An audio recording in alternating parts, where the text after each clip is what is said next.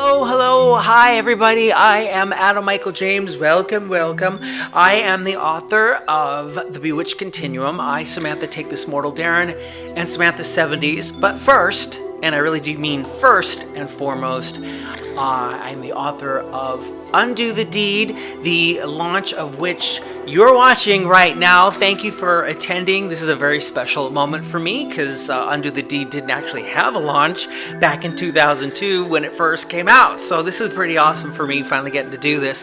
And what's really, really weird for me is just how this moment has roots all the way back to November 23rd, 1986, because that is when I came up with the idea for this story. And I'll never forget it because I was a senior in high school then, and I was driving at that point, and I had taken my mother, Hendrika Aronson, who passed away December 15th, 2021. I took her to a hypnotist so she could get hypnosis to stop smoking.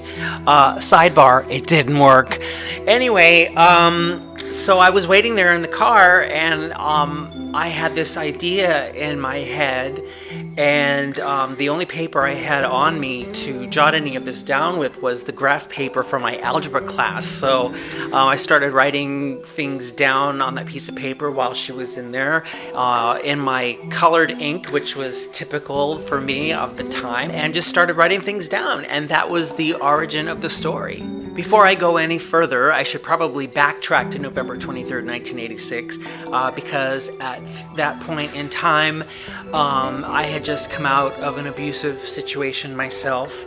I had a stepfather who was an alcoholic, and he was violent, and the situation was very chaotic, and my mother was being beaten on a regular basis, and I watched all of this for about 7 years, and we finally had gotten out of it, and I still had all this kind of floating around in my head, and along with other inspirations that I'd had, and I guess part of it was I needed some sort of release. I needed to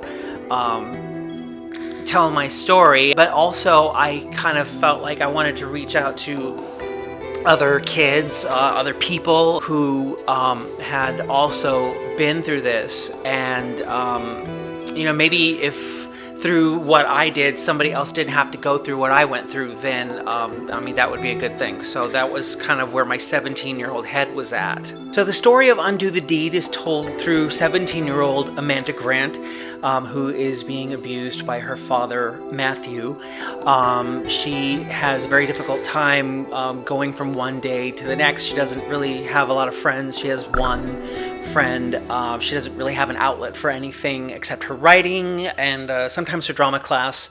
And she's just sort of waiting until she turns 18 so she can escape everything.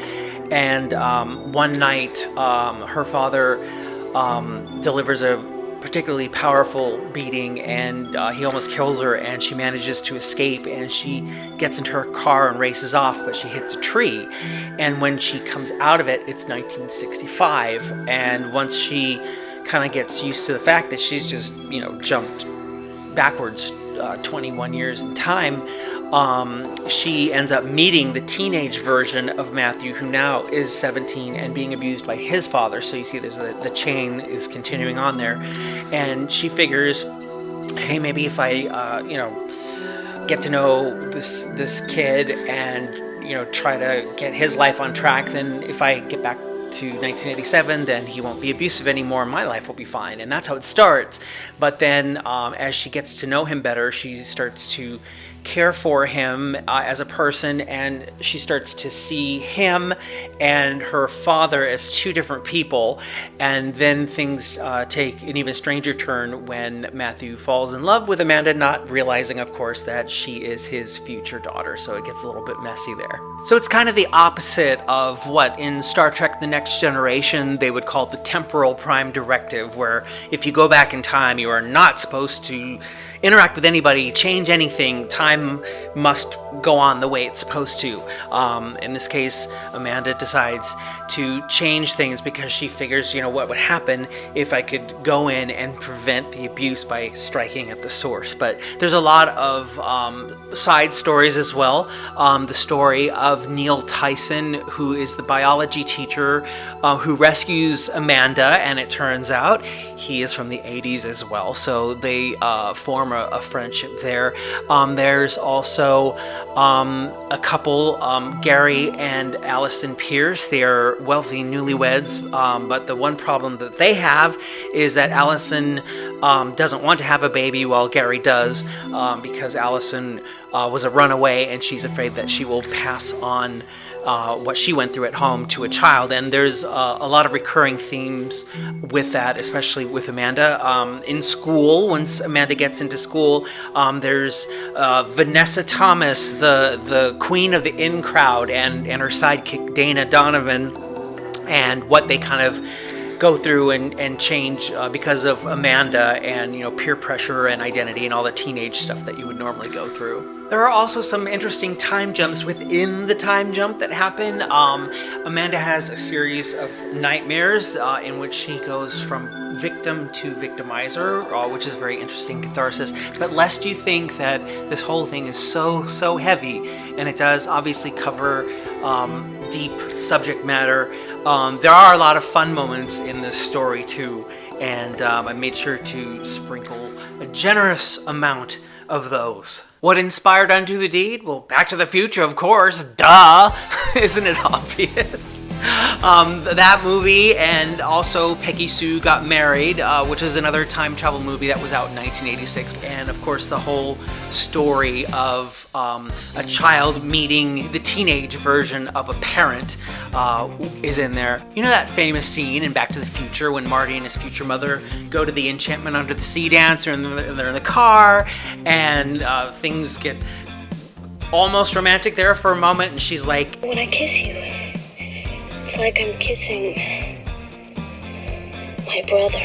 And that was as far as they went with it. Well, never able to leave anything well enough alone, I have decided I wanted to take that concept and push it a lot further. And so I did, but it turned out in retrospect that I pushed it really super far. And when the book got published in 2002, I was asked to pull it back a bit, and I did. And I do think that the book was better for it. Of course, as a teenager, 1986, I knew absolutely nothing about the 60s, save for a few songs here and there, so I wanted to meticulously research everything, and you couldn't get out a laptop and go on Google and find stuff out, so a little bit harder. You had to go to the library, look up microfiche, magazines, old newspapers, and take copious notes by hand. I also did interview a few people, who were teenagers in the 60s to kind of get their ear about what life was like, and that's actually how the drag race sequence came to be. Yeah, did I mention the notes were by hand? Everything was by hand. The entire manuscript, which I started in 86 and did a lot of in 87, and then around 1988, for some reason, I kind of stopped. And so the manuscript just kind of sat there for several years until 1993. By that time, I had a boyfriend, Michael A. Johnson, who's also a writer. And when I told him about my idea for the story and what I had done, he encouraged me to continue on with it. So I did that. And by then, I had a whole bunch of other influences coming in there. There was The Young and the Restless, actually, daytime soap I was heavily into at the time, and The Bold and the Beautiful, both of which taught me a lot about foreshadowing and interconnecting things. Another influence, I think I mentioned, Star Trek The Next Generation. I was heavy into that, and that taught me about parallel universes and quantum theory and all that, and that ended up working its way into the story. But it wasn't just what was on screen that was influential. There was a book, Nitpicker's Guide to Next Generation Trekkers, and in it, the author Phil Farrand goes into the continuity of the show. You know, this equipment worked this way in one episode, and that in another one, and here, you know, if you look, you can see Tasha Yar waving out of the turbolift and stuff like that. And so, because of that level of detail, I started going through my own story with that same kind of red pen, and that really helped inform my writing, and also was the original building blocks for what ended up being the Bewitched Continuum. Other inspirations, Dynasty, definitely. Maybe too much Dynasty. Actually, Amanda, the main character, is named from a character in Dynasty. Hello, I'm Amanda Carrington. And the catfight sequence that Amanda ends up having, definitely inspired by Dynasty. And then, of course, there's Bewitched. The title actually comes from a line Samantha says in Bewitched. Mother, it's the only way. Undo the deed is the only way. No.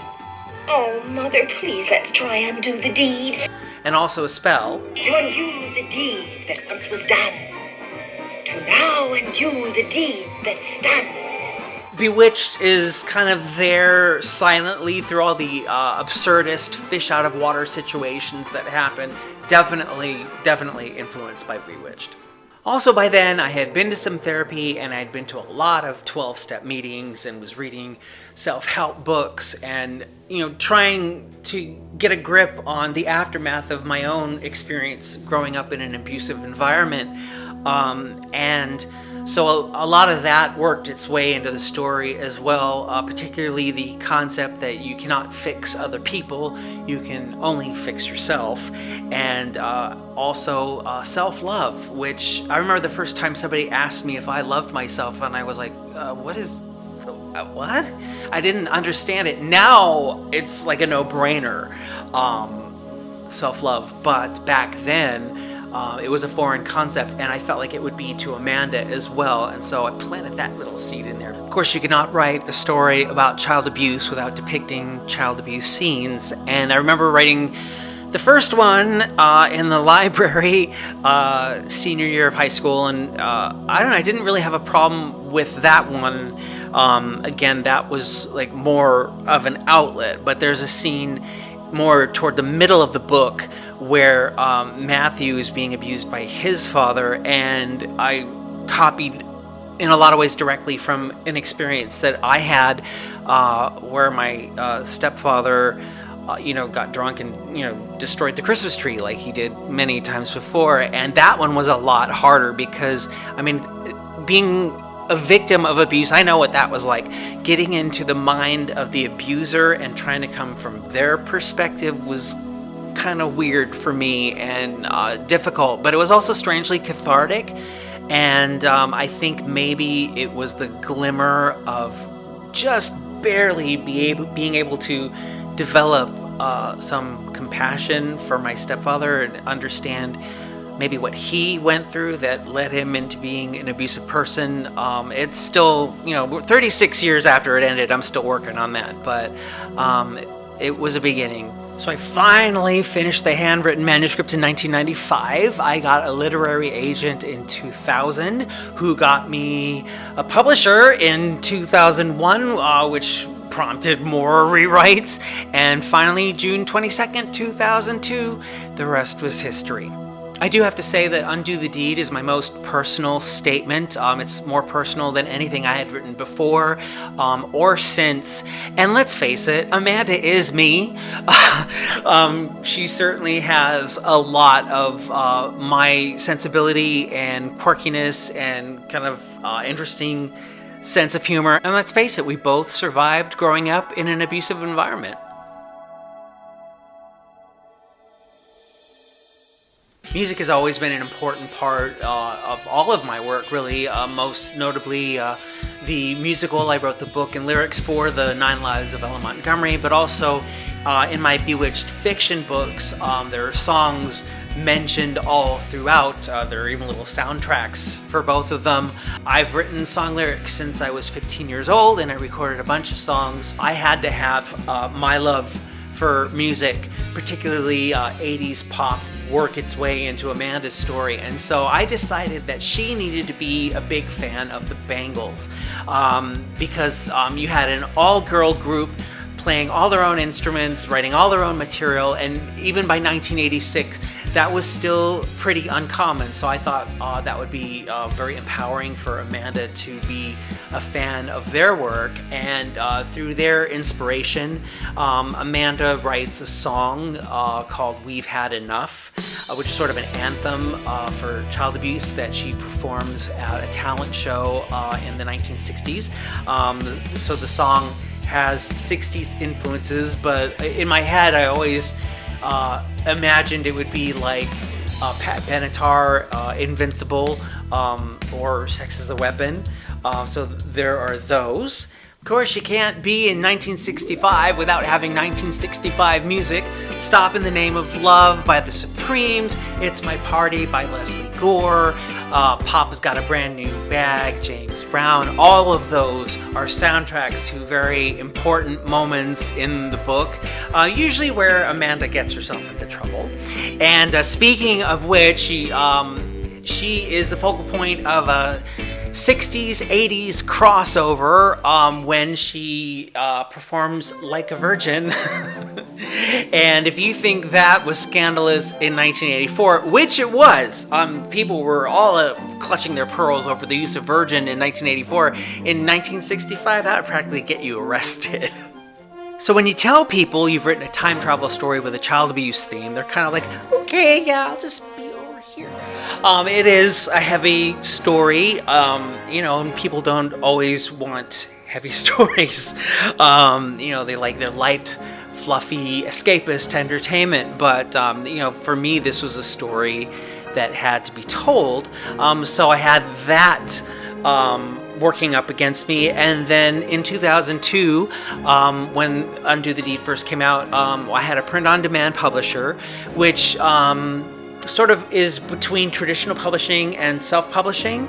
And they had self-publishing back then, but 20 years ago, self-publishing was like, we don't do that. So I had a print-on-demand publisher, and there was no social media. So, that was a lot to work with, but I did somehow still manage through lots of emailing and faxing. I got some wonderful reviews from Midwest Book Review, Tulsa World, websites like SFFworld, but the review I am most proud of is the one I got from author Robert J. Sawyer. He's a Hugo-Award winning author. Back then, he had just began the Hominids trilogy. His current work is the Oppenheimer Alternative. He also wrote Flash Forward, which became a TV series in 2009. And so just to get an endorsement from somebody of that caliber, amazing. Even today, that is still amazing. There have been times over the years where I thought about maybe writing a sequel, but the way I left things, I don't really know where the story would go from there. And in terms of a re-release, never crossed my mind. The book was out there, moved on to other projects, kind of forgot about it. It kind of had its place in my history, and that was about it. But I'd always envisioned Undo the Deed as a movie, even as I was writing it. And I tried to adapt it as a screenplay in 2003, and it was super long. And so that one ended up in the desk drawer. By 2016, I decided I wanted to give it another go. So because Undo the Deed had been out of print for so long, I bought the rights back and got to work writing a new movie version, and that sort of started planting the seeds of a re-release. And with the 20th anniversary of my first book coming up, I just couldn't resist putting it out. 2022 seems like the right time to bring back Undo the Deed. The young adult genre is huge now, and even in reboots, say Sabrina the Teenage Witch and Riverdale, I mean, they're much darker than their originals. And I think maybe people weren't ready for Undo the Deed back in 2002 because of how dark it can get. And that's why I think now is the right time. I think people are actually looking for grittier stories, and this is still a story I feel needs to be told. And what about that movie version of Undo the Deed? You know, I still want to do that. It's always been a dream of mine, and I really did like the 2016 version of the script. I changed a lot of things. I consolidated a lot. I completely rewrote Amanda's song, We've Had Enough. The original lyrics, were written when I was like 17, 18 years old, which, kind of, fit Amanda, I guess. But I just really wanted to redo that. So one of these days I'm going to record it. So watch out. Maybe I'll do that this year as well. And I think a project for 2022 will also be to get off my butt and write up a new script version for Undo the Deed, and let's get this made finally. Because then maybe I can finally use this song as the theme song. Robert Slapp, Atlantis Healing Temple. I've wanted to use this as a theme song since 1993. So wow, what full circle that would be. So for this 20th anniversary edition, I've added some of my handwritten notes in there, and also a bit of a forward going into the creation of Undo the Deed, in which I mentioned stuff I'm sure I've forgotten to mention here. But other than that, nothing has changed. I didn't want to change any of the text. It is, as they say, not one word has been omitted. And believe me, it was tempting. I mean, my writing has changed. I'd like to think I've gotten better at it. It was really, really tempting to go in and rewrite things, and then especially cut out things. But you know what? That's where I was at the time. In 2002, that was me putting my best foot forward in terms of my writing, and I'm still very proud of it, and I think it deserves to be preserved exactly the way it is. The one thing I really wanted to change was the cover. I mean, there was nothing wrong with the original cover. I wanted a full moon on a beach, and that's what I got. Mad props to Patricia Bartow at Publish America for putting together the composite, but it wasn't really what I had in mind. I mean, I even took a photographer out to the beach at like 4 a.m. to get some full moon shots, but that didn't quite work out either. And so I just kind of went with what Publish America did. But I always had a different concept for the cover. Unfortunately, I'd like to think I have many talents, but drawing is not one of them. So I tried to dummy out a cover. Conceptually, I liked it, but realizing it was not something that I could do then or now. But for this re-release, I really, really wanted to finally do the cover up right, and I was able to, thanks to Dark Art One.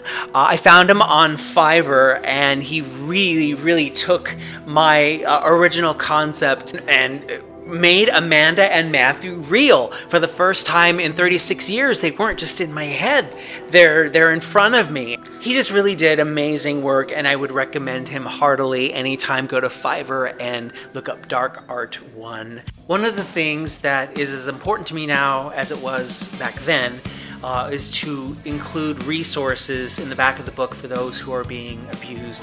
I know that that information was not really readily available to me in the 80s, and also even though we have the internet now, when you're in that situation, it is just so difficult to look for those kinds of resources especially online, because your abusers can look at what you've been browsing, and it's just such a minefield to try to do that while you're in that situation. So all the resources included in Undo the Deed have been updated to 2022, including Child Help, the National Domestic Violence Hotline, RAIN, Adult Children of Alcoholics, and because I've been living in Canada for the last 15 years, there are Canadian resources as well. It's just really important for me to try to connect people with the right help if I can. I'm also proud to announce that I will be donating 20% of whatever I make from this re-release to Child Help. Call it karma, paying it forward, whatever. It's just if I can help someone get the help that I couldn't get by making this donation, then I have a responsibility to do that. And so the more copies that get sold, the more donations get made to Child Help. I'm just saying. Tell your friends.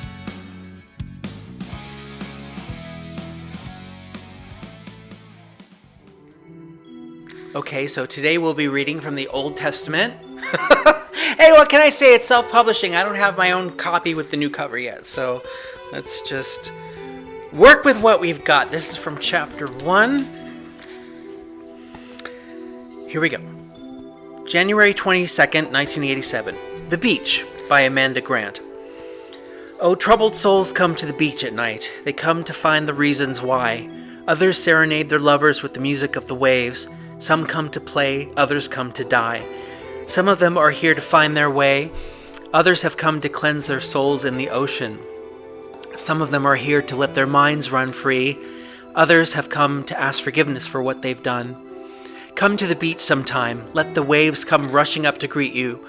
Let the mist remind you of days that have passed. Let the moonlight give you a future view. You'll find the beach is a lot like life because it's always darkest before the dawn. The sun always rises, the day always breaks. It'll give you the strength to carry on. Let the spirit move you. Oh, troubled souls come to the beach at night. Some will never find their way. Daybreak, the sun is here to smile upon them, but some aren't here. Last night, they went home to stay. Amanda nodded her head in satisfaction as she finished her latest work.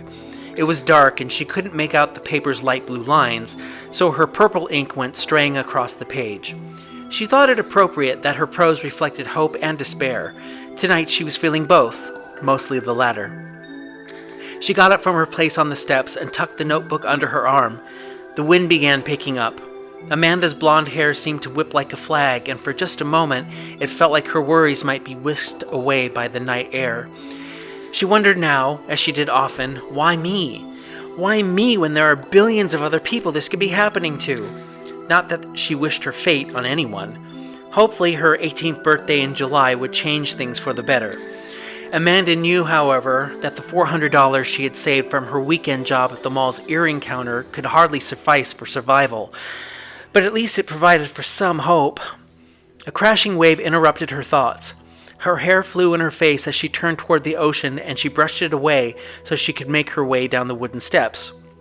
She counted 12 before her bare foot touched the cool sand. It felt good between her toes.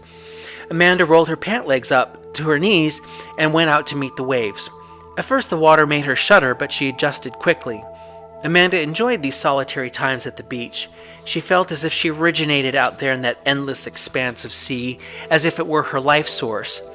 This was the only place she could truly be alone with herself, and she came here often. She particularly loved when there was a full moon because it accented the waves and foam beautifully.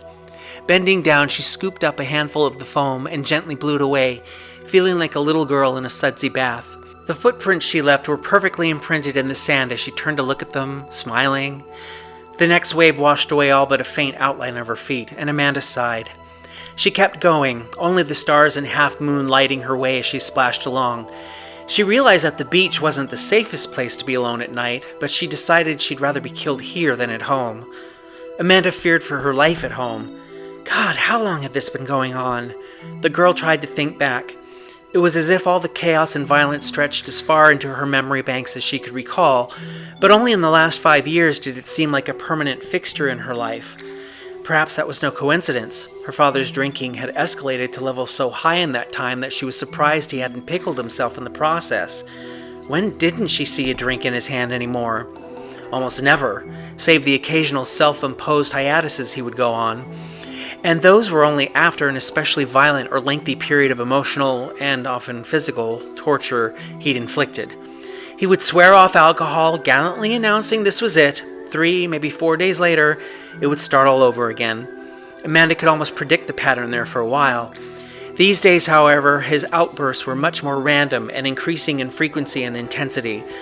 Only a matter of time before Amanda felt a chill as she thought of it, or maybe it was just the wind. Every day she lived with the fear of saying or doing the wrong thing, of triggering another night of hell.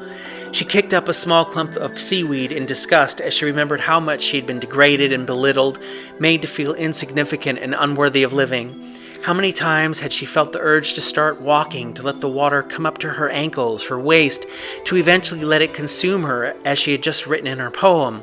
She couldn't count those urges on 1, even 2 hands. Once she went another route with some sleeping pills, but after 2 or 3 she lost her nerve and merely passed into a good night's sleep.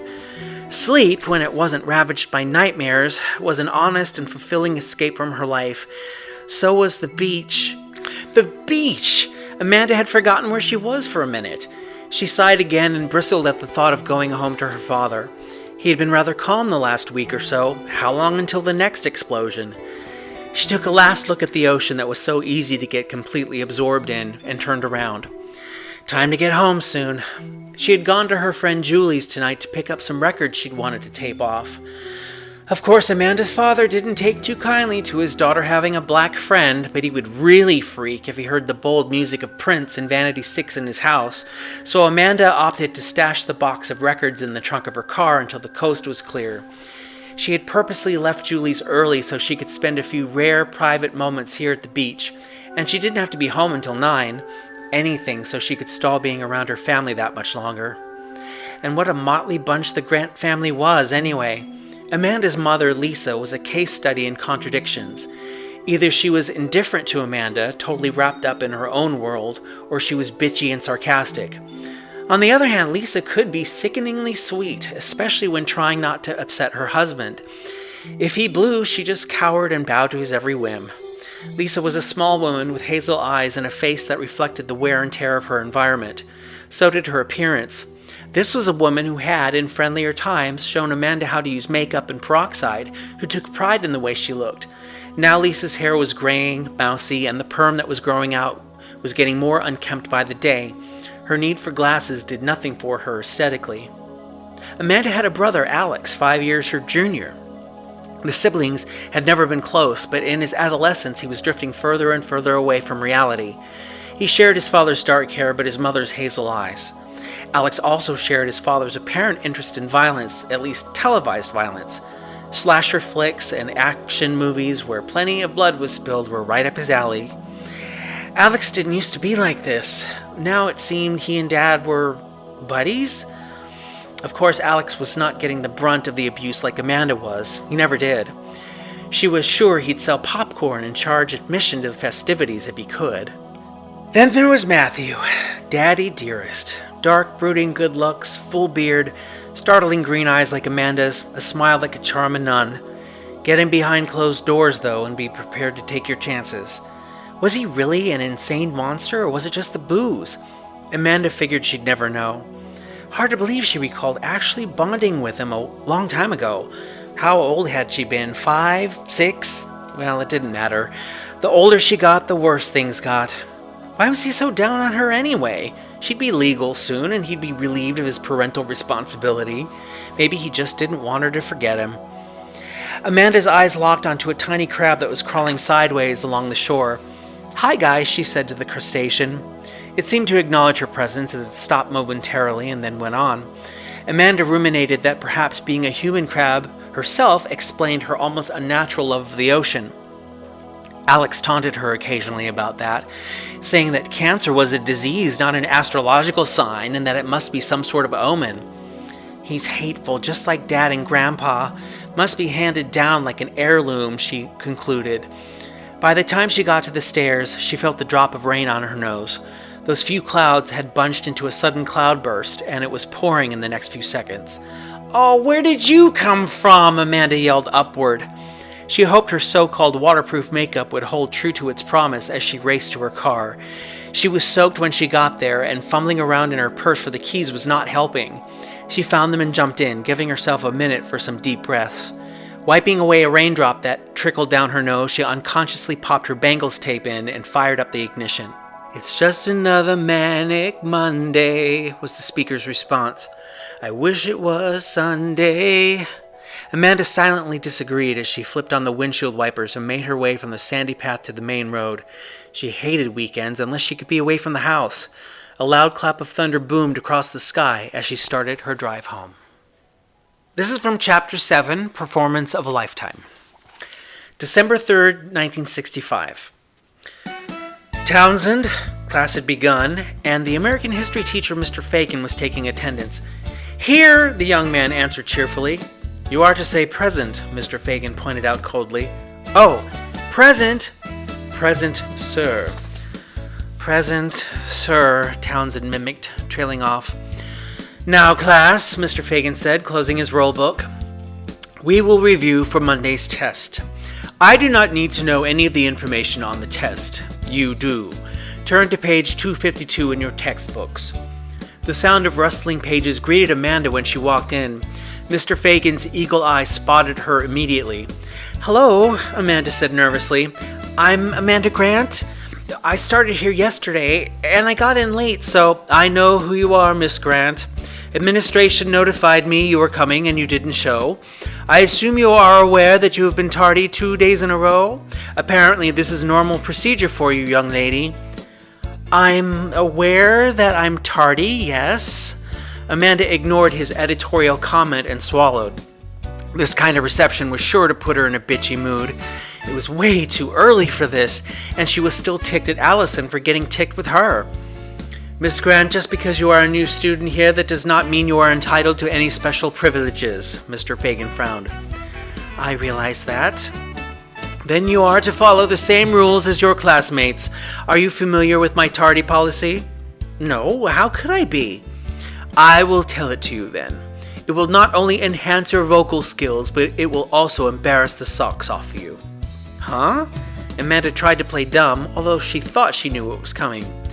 You will sing in front of your peers. What? Or would you rather be sent to the dean's office with the possibility of spending a glorious Saturday in detention? Saturday detention for one lousy tardy? 2 lousy tardies? Mr. Fagin smiled, folding his arms triumphantly. He knew he had won. Or had he? Amanda looked him dead in his eye. The class was most interested in what this new girl was going to do next. Mr. Fagin returned the glare, enjoying his position of authority just a little too much. But Amanda would fix him. Sure, she'd sing. She didn't know any of these people, and they didn't know the song she'd selected. Amanda smiled devilishly. Well, if that's the way you want it, Amanda announced, sit back and hang on to your seat. Mr. Fagin watched her take center stage at the front of the room. He was annoyed, yet intrigued. Most students were too scared to squeak out a note. Amanda wasn't sure where this burst of courage was coming from, but she plugged herself into it. This is a song that none of you have ever heard, she told the class. Trust me. She hummed the introductory notes, snapped her fingers to keep the beat, and broke into song. I made it through the wilderness. Somehow I made it through. Didn't know how lost I was until I found you. I was beat, incomplete. I'd been had. I was sad and blue, but you made me feel. Yeah, you made me feel shiny and new. Like a virgin. The class was shocked, yet definitely interested in hearing more. Gasps and oohs encouraged Amanda to add a little more to her act. Touched for the very first time. Amanda took off her coat and threw it right on the floor. That was all she intended to take off, of course, but it drew whistles from the boys anyway. Like a virgin, when your heart beats next to mine, gonna give you all my love, boy. My fear is fading fast.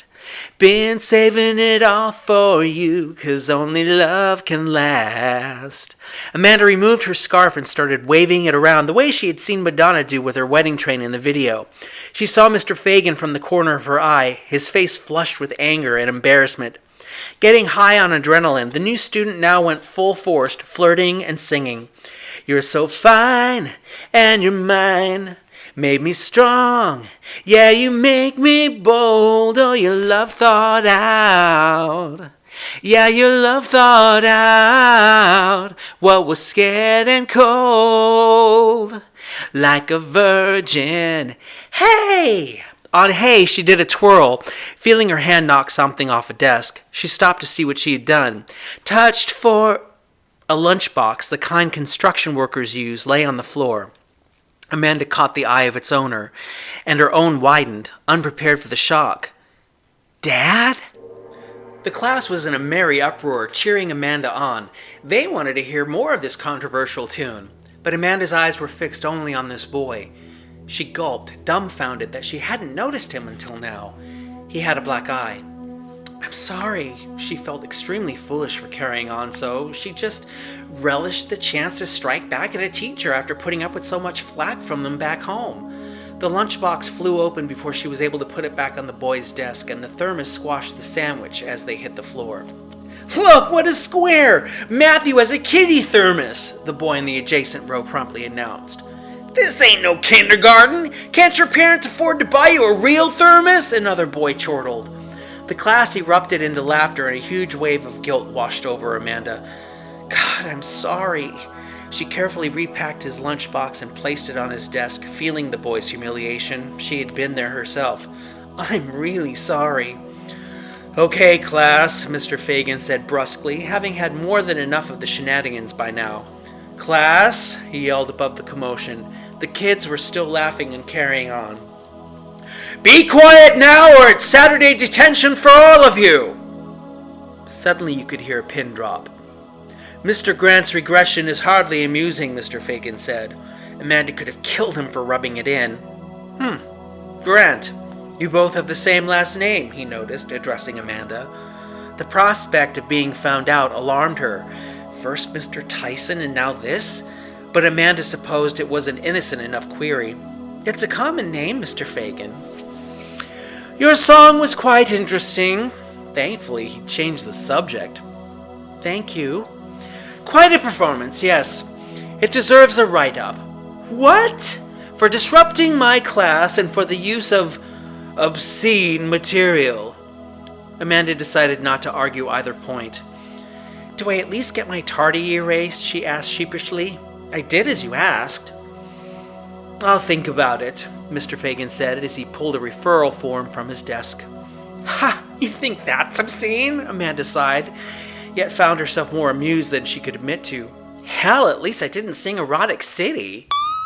And that's it. Thank you so much for celebrating the 20th anniversary re-release of Undo the Deed with me with this launch video. Please like and share it on social media. Don't forget, 20% of whatever I make from this re-release will go to Child Help, which you're not only helping me, but you're helping me to help kids who are going through the same thing that I went through all over the world, and that is super, super important to me. So thank you for that. Follow me on social media on Twitter, AMJ_Bewitched, and also on the brand new Facebook group, The Magic of AMJ, where we can talk about Undo the Deed. Also my Bewitched books, The Bewitched Continuum, I, Samantha Take This, Mortal Darren, and Samantha 70s, and if everything goes right, The Planet Kidia, which, cross your fingers, should be out by the end of 2022. So I'm really looking forward to that one. It's written, I just got to get it illustrated. Anyway, thank you also to Amazon for making this self-publishing thing possible. Thank you so much, Dark Art One, for doing this kick-ass cover. I love it. Thank you, thank you, thank you, thank you. And you know what? I do have something else that I want to add in all seriousness. And this is something that I've only really just realized in the last 6 years or so.